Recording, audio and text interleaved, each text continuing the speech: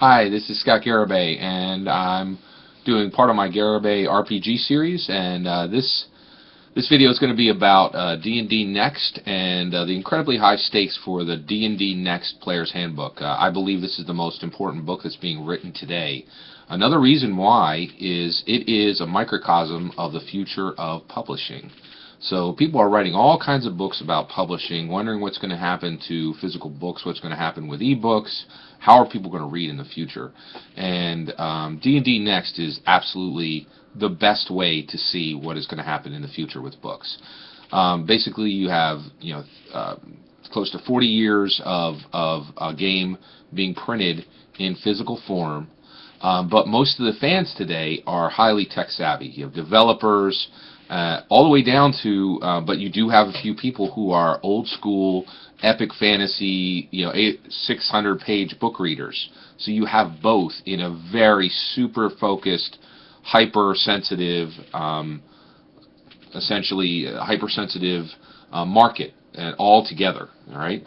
So in this, you're going to see what's going to happen with physical books, and you're already seeing this in role-playing games. So one of the things that's happened is, and I think this is very, very true, there's no need for black and white books anymore. If you're going to print a book, it's got to be beautiful. It's got to be hardback. It's got to be big. It's got to have pictures everywhere. It's got to be extremely colorful.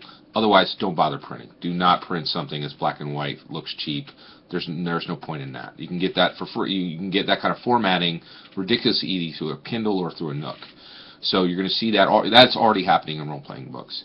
One of the things you're going to see is with D&D Next 5.0, people are going to line up to buy this game, and so they have to think, how are we going to put this book out? They're going to put it out in a physical book.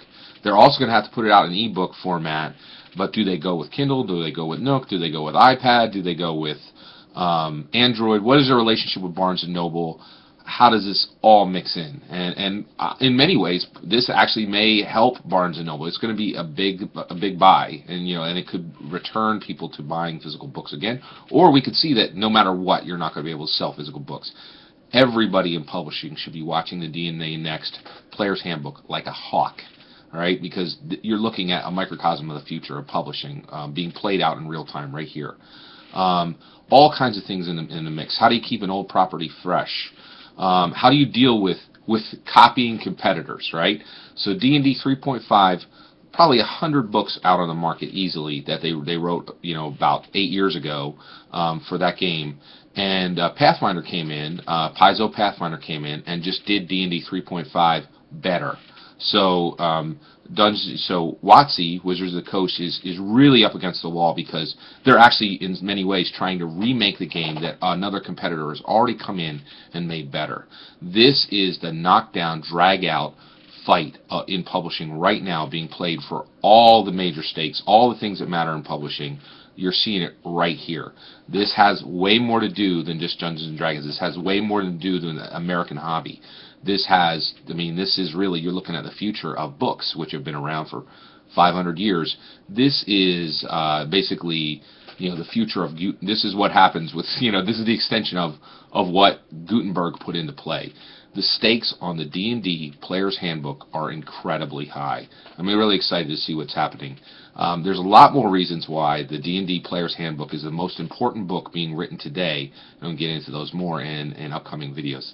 Thank you. Have a great day.